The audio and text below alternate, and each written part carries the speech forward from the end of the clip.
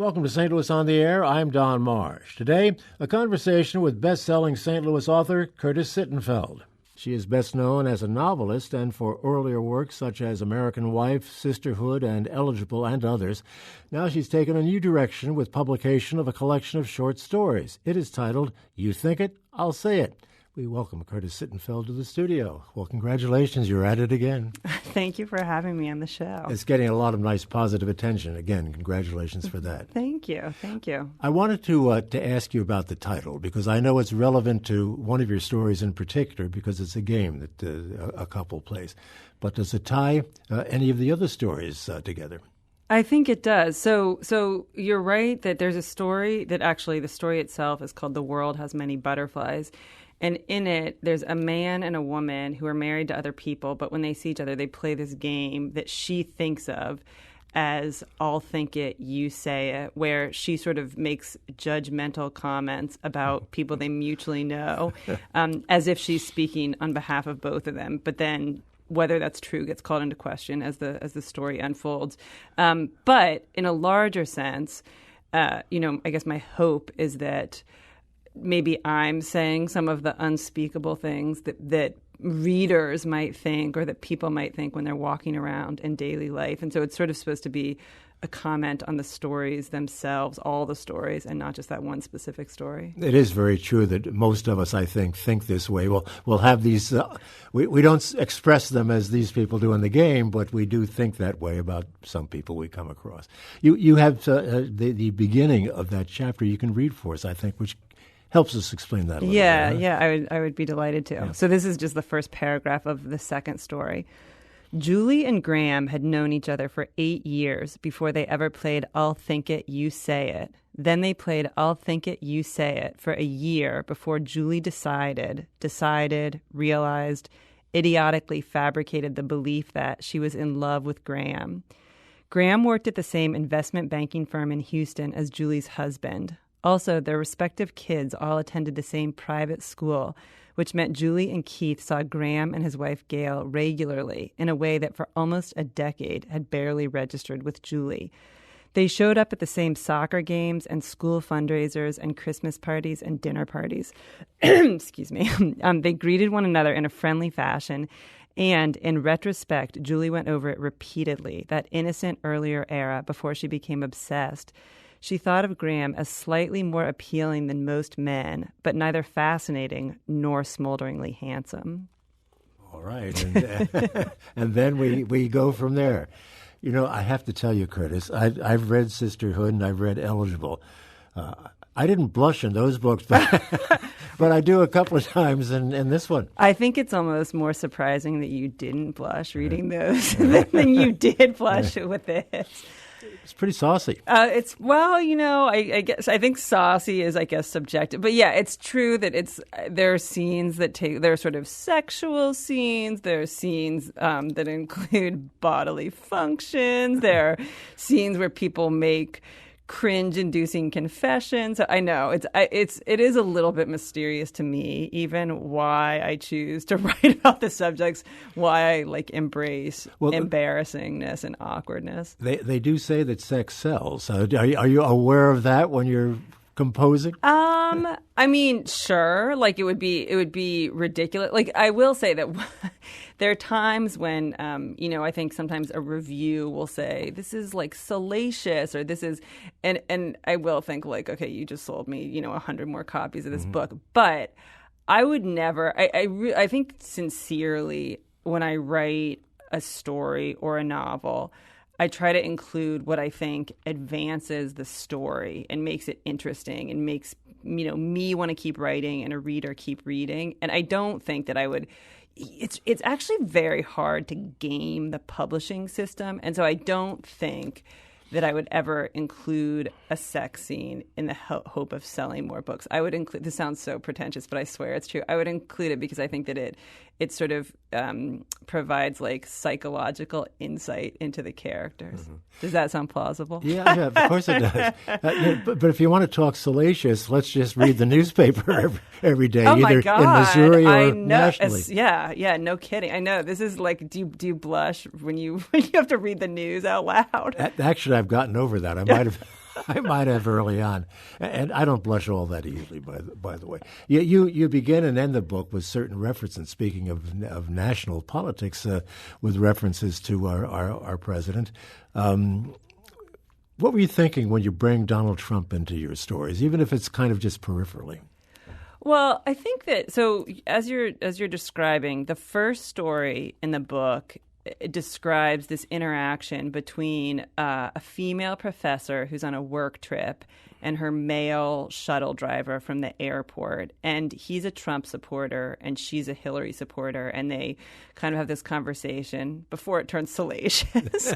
And then the last story is about a man and woman who went to high school together who reconnect after the 2016 election, and that election sort of influences the way that they interact.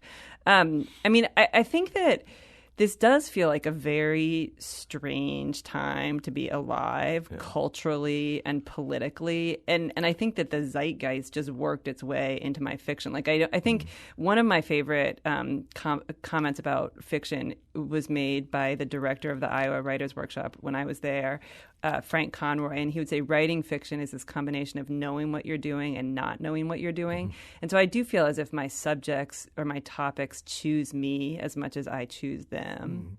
You know, it's interesting with regard to your subjects, and all of the characters in this collection of short stories are really quite unremarkable in the sense that they're just plain folks like most people. Yeah, I think that's true. I mean, sometimes if I'm kind of joking about the book and someone says, "What's it about?" I say it's about grumpy Midwestern women. But I think that all of us are complex. Like everyone who's an adult, and probably most children too. And I try to.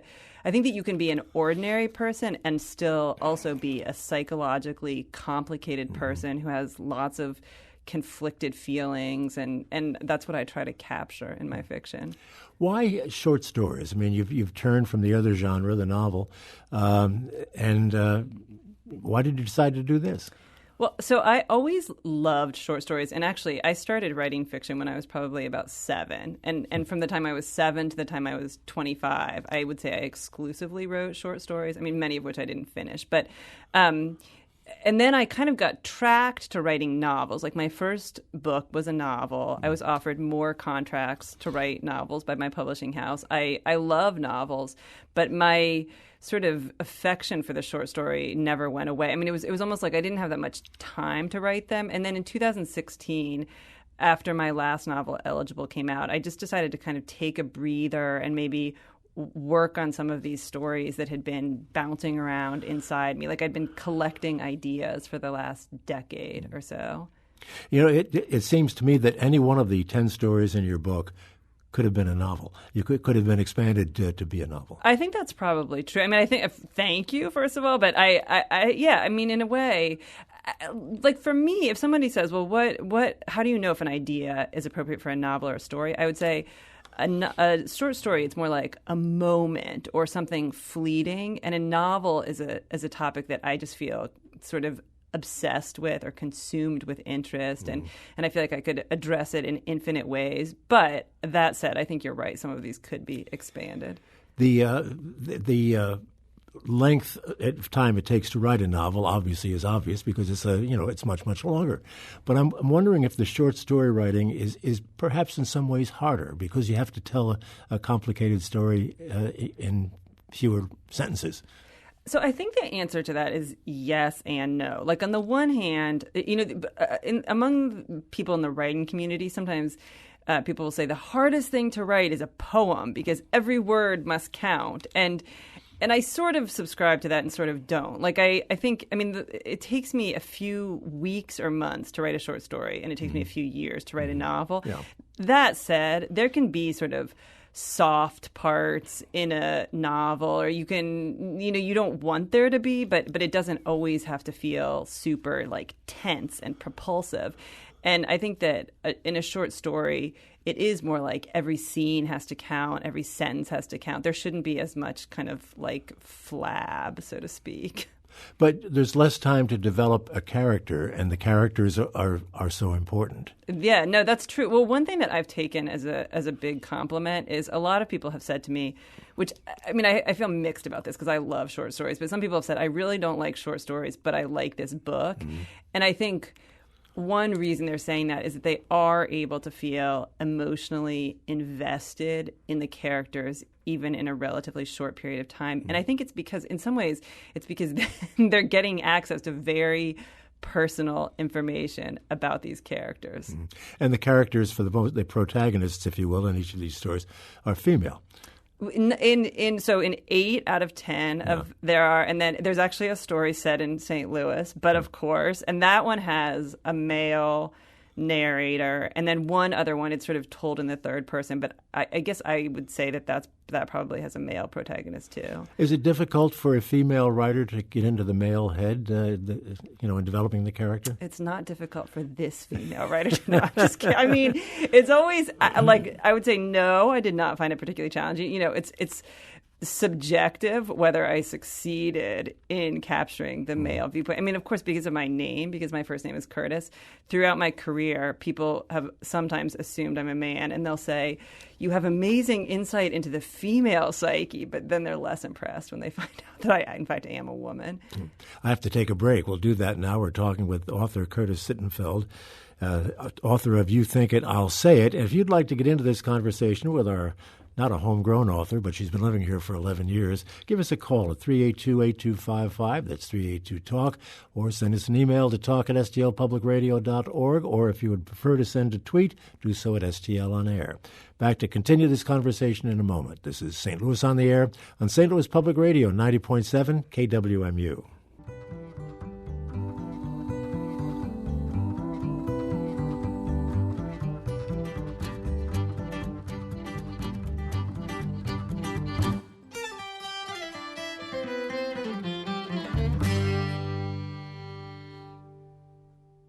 Welcome back to our conversation with Curtis Sittenfeld, author of You Think It, I'll Say It.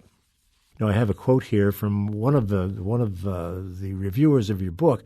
He said, after your long-form work, about which we talked earlier, this book is like speed dating. Curtis Sittenfeld. What do you make of that? Well, I do think that short stories can contain this energy and momentum that maybe it's a little harder for novels to contain. So I would say thank you to that assessment. Yeah, it's certainly flattering. Yeah, it's certainly flattering.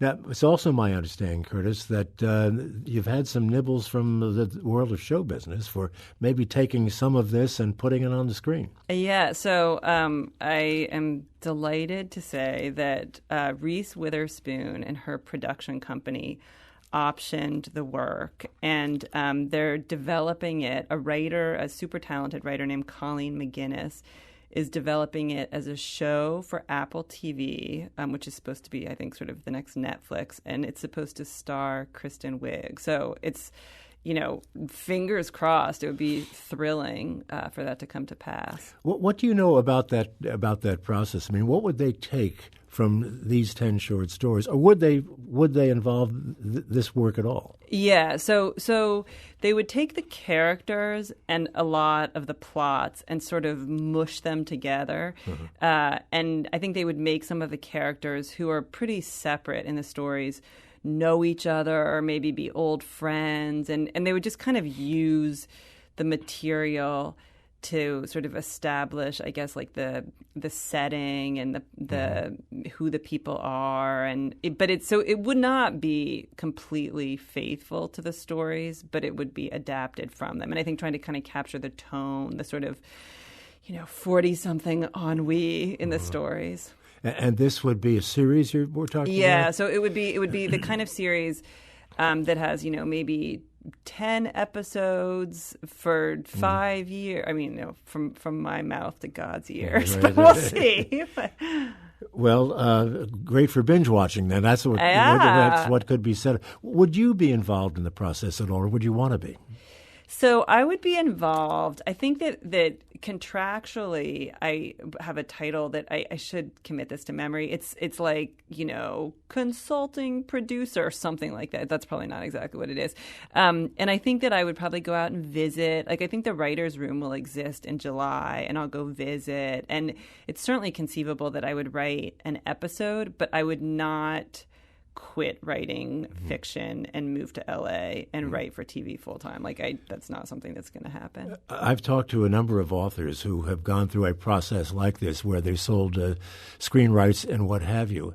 And often they are not involved. Most of the time they're not involved in the process. And often they are disappointed when they see what the final product is. I mean, is that something that would concern you, or would you insist on having some right to make that not happen? Well, the short answer to the question is no. I do not have much control over the process, which is actually liberating for me. It's not really my responsibility. I have a lot of faith in the people behind this. I think that, I have very high regard for Reese Witherspoon, whom, by the way, I've never met. People say, "What's Reese Witherspoon like?" And I say, I've heard great things, but it's not as if she and I are close friends texting each other. So, I don't worry about that. I mean, I think that I couldn't ask for more talented people to be involved. And also, it's there. I'm really uptight and controlling about my books. And I will kind of sort of say to my editor, I think this comma does not belong here, and be very self-righteous. But then once it goes into the world, and especially if it's in an entirely different format, it's open to interpretation, and I'm fine with that. So, some authors I've spoken with say it's like giving up your baby. I have to say, then don't give up your baby. Yeah. I mean, it's no writer is obligated to sign away the rights to her book, and it's honestly to me that sounds like a preposterous statement. Well, money talks. I think that oftentimes they're given an offer they can't refuse. To quote another, I have novel. To. But okay, I'm sorry, but if you can take a lot of money, or you can complain about giving up your baby, but I don't see how you can do both. I don't know. Maybe talk to me in 5 years, and I'll have something different to say. But I just feel like, I don't know, there are worse problems to have than your book being developed into a TV show or a movie that does not reflect your exact vision. Tell me about the process of, you mentioned working with an editor. How does that work, and how much control does an editor have over your work? Well, I think it does vary from, writer to writer and editor to editor. My process is that I write pretty much usually I think I write a complete entire book on my own. Sometimes if the book has 3 sections, maybe I would write only one section and then touch base with my editor. But I like to take the work as far as I can on my own, show it to my editor. Typically, she would read it and give, sometimes she'll write a 20-page letter and say, these are things that you could change. And I think I've never sort of asked her this precisely, but I think that if she sends me a 20-page letter with 15 suggestions, I think that she expects me to take maybe 9 of the suggestions. And then based on that, that'll sort of change the whole manuscript in a way that maybe some of the other suggestions don't even apply anymore, or don't need to be addressed. And then there's another round of edits after that. At that point, it's probably less significant. But so that's the sort of rough version of how it works for me. Could you give me an example of maybe where you were locking horns on something? Well, okay. So my novel Sisterland, which is set in St. Louis, when I turned in a draft to my editor, I think it was about 500 manuscript pages, so double-spaced type pages. And she said, she was really positive, and she said, I want you to cut 200 pages. And I said, well, are you saying you want me to cut 200 because then you think I'll cut 100? And she said, no, I want you to cut 200. And so I cut 120, but then I added 20 back in.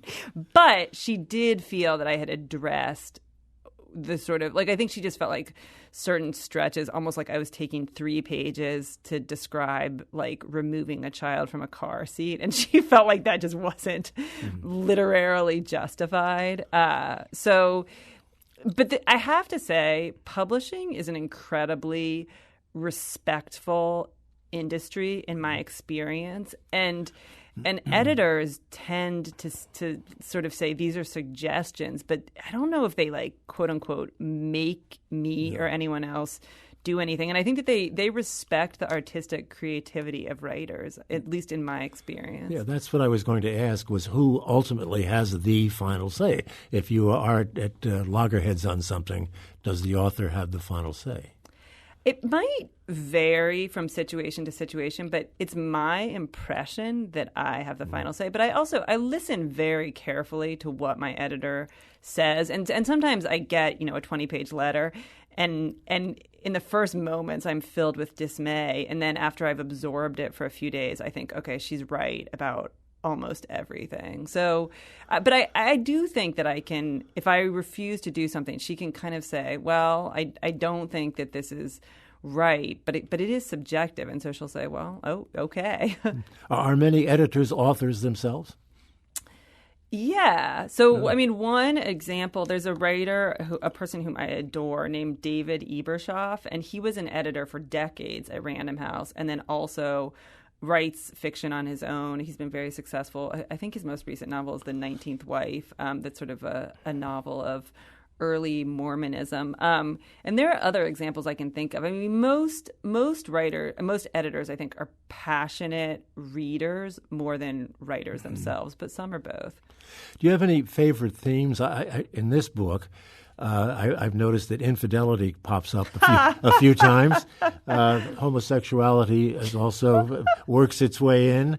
And also there seems to be a lot of attention to people's looks, what they look like, and concerns about what they look like.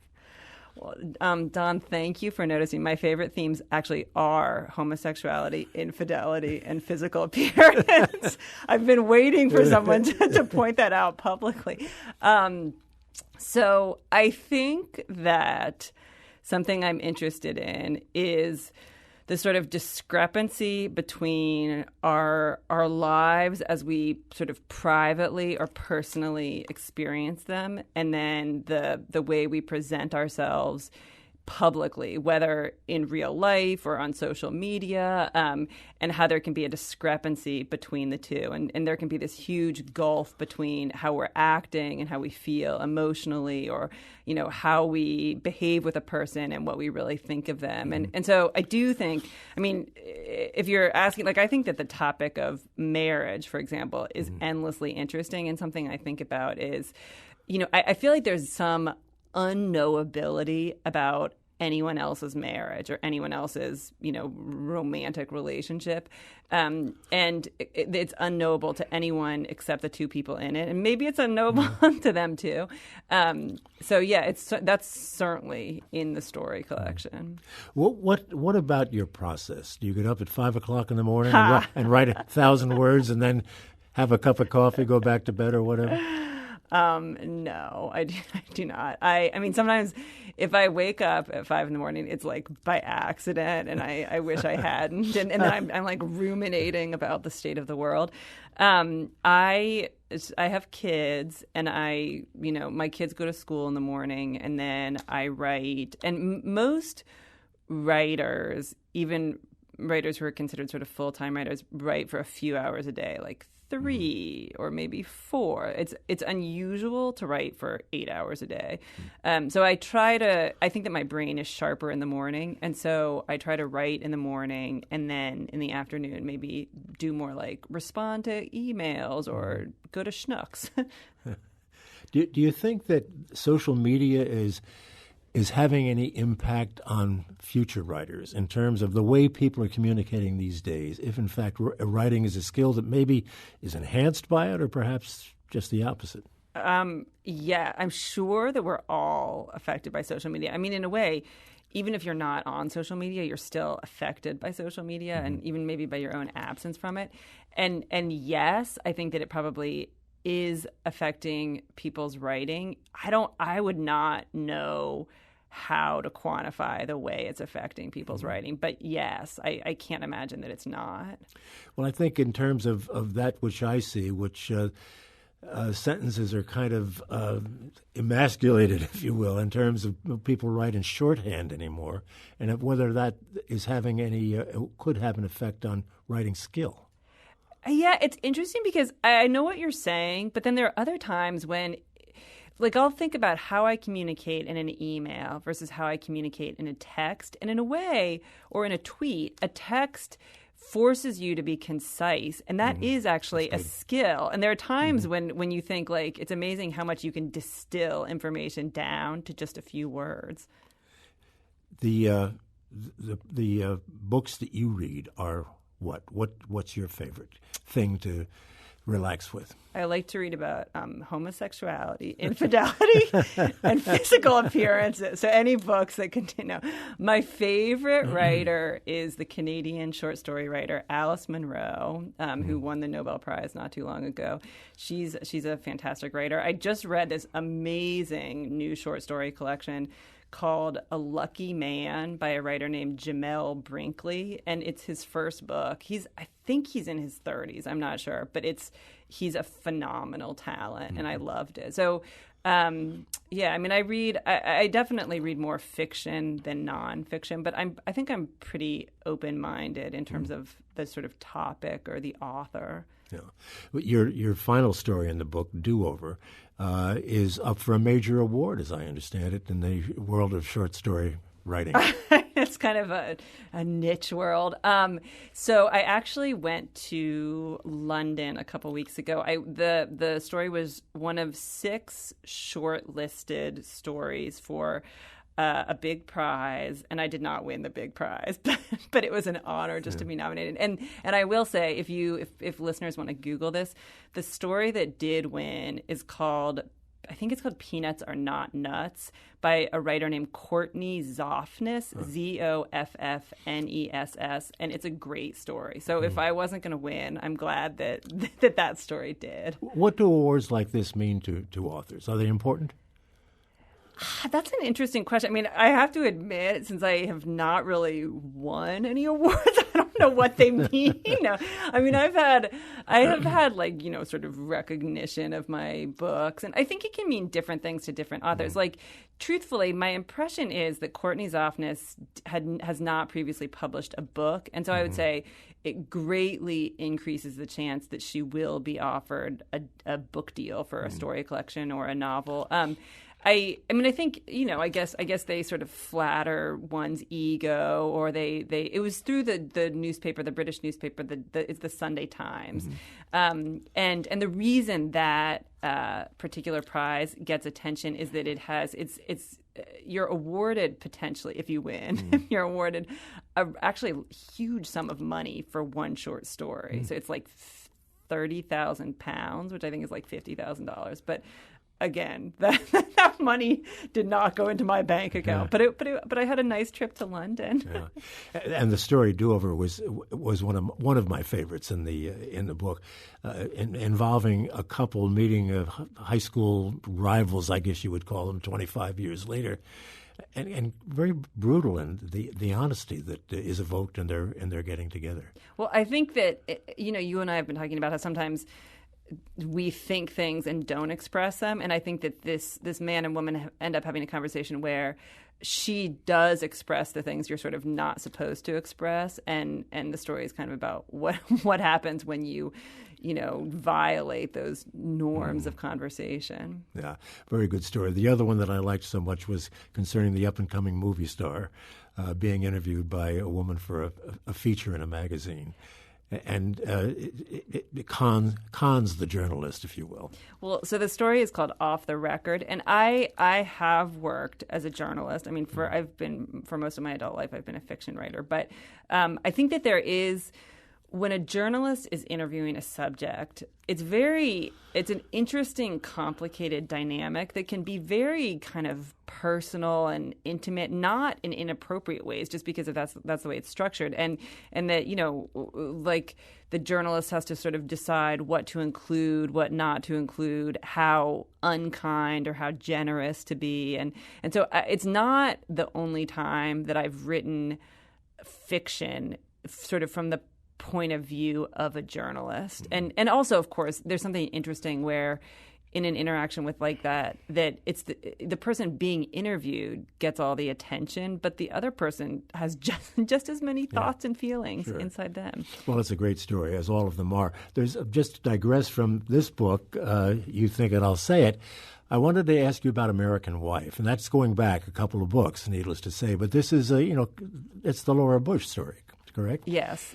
What kind of fallout came of that? Was there any fallout from the Bush folks? So American Wife was published in 2008, amazingly, 10 years ago, and is this fictional, loose retelling of the life of Laura Bush. I would say I did not ever hear from the Bush camp, and if you think about it, there are other pop cultural depictions of the Bushes, whether it's like Will Ferrell on Saturday Night Live, or there was the Oliver Stone movie W. So it's more like, I think my book was tonally different from those, but in some ways it's actually comparable to maybe like the TV show The Crown and its depiction of Queen Elizabeth. Like it's not an unprecedented thing to create fictitious portrayals of real people. And taking something like that on, though, I mean, there must be certain trepidation about dealing with real people who are still alive who will probably read it. It's funny. I don't think that Laura Bush read the book. Like, she was asked in an interview if she had, and she said no. And I think that if you are that famous, you develop sort of mechanisms for tuning out certain kinds of information. So I believe that she didn't read it. But, I mean, yes, I felt like I was doing something complicated and tried to be respectful of that. What's next? Funny you should ask. About infidelity, homosexuality. I know the plot. Those go without saying. Those are always features of my fiction. I'm actually writing a novel about if Hillary Rodham had gone to Yale Law School, met Bill Clinton, fallen in love with him, but in real life she refused his marriage proposals multiple times. And I'm writing a novel about what if she had conclusively refused his marriage proposal and gone and sort of had her own life. So I'm doing exactly what we just discussed. Oh, wow. And when can we look forward to that? That is an excellent, mysterious question. Maybe a year or two. Really? Well, we will look forward to it as we do all of your work. It's so nice to see you again. And as I say, we'll look. What's the title? Do you have a working title yet? The working title is Rodham, but if you have any ideas, I welcome them.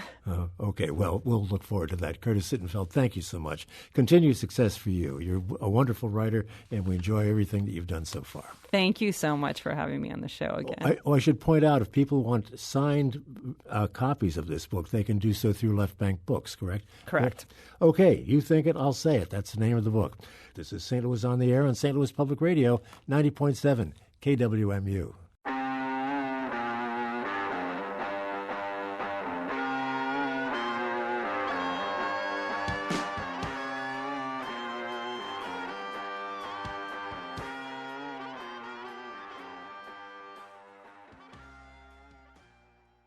Support comes from Missouri Forest Products Association, committed to sustainable and sound conservation of the state's forests, which support more than 41,000 Missouri jobs, resulting in a $10 billion industry. ChooseWood.com.